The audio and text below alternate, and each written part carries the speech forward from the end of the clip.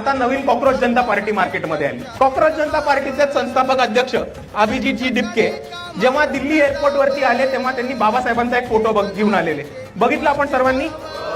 बाबासाहेब आंबेडकर माय autobiography असं पुस्तक घेऊन आलेले, बरोबर। किती लोकांना बरं वाटलंय बघू। आता मला एक गोष्ट सांगा, बाबासाहेब आंबेडकरांनी माय ऑटोबायोग्राफी ही लिहिली होती का? बाबासाहेबांनी आत्मचरित्र लिहिलंच नाही कधी त्यांचं। बाबासाहेबांचं एक पुस्तक होतं, मध्ये त्यांनी स्वतःचा अनुभव लिहिला होता, वेटिंग फॉर अ व्हिसा नावाचं। बाबासाहेबांनी आत्मचरित्र लिहिलंच नाही, तरी हे भाऊ बाबासाहेब आंबेडकर माय ऑटोबायोग्राफी न्यूयॉर्क वरनं घेऊन आले, अमेरिकेवरनं। आता जर तुम्ही अभिजीत डिपकेंनी जे पुस्तक पकडलेलं ते बघितलं तर ते बाबासाहेब आंबेडकर माय ऑटोग्राफी नावाचं पुस्तक। आता हे पुस्तक आहे कोणाचं? तर डायमंड पब्लिकेशन।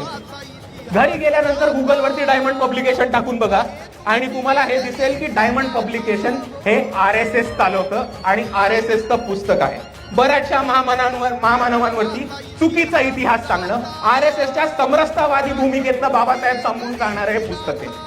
आणि म्हणून अभिजीत डिपके जेव्हा RSSचं बाबासाहेबांचं पुस्तक घेऊन येतात, ह्या धोक्याच्या घंटा आत्ताच आपल्याला वाचताना दिसतात। आणि इकडच्या जेन्झींना त्यांच्या भाषेत सांगायचं तर एवढंच सांगेल कि वो पकड़ा है ब्लू फ्लैग लेकिन हमको दिख रहा है रेड फ्लैग, करने का क्या? आणि जर इकडचा तरुण त्या व्यवस्थेला चॅलेंज करत असेल आणि त्या व्यवस्थेला एक पर्याय उभा करत असेल तर कॉक्रोच जनता पार्टीला वंचित बहुजन आघाडीने पाठिंबा देण्यास काहीही हरकत नाही।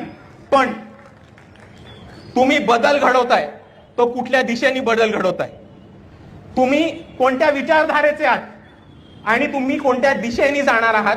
हा आमचा अधिकार आहे तुम्हाला प्रश्न विचारायचा आणि आम्ही तो प्रश्न विचारणारच।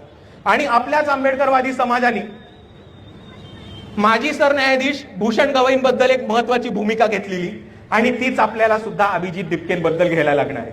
ती अशी होती की माणूस जातीने कोणत्याही जातीचा असो फरक पडत नाही, विचारांनी आंबेडकरवादी पाहिजे। आणि हीच भूमिका आता आपल्याला ह्या परिस्थितीत घ्यायला लागणार आहे।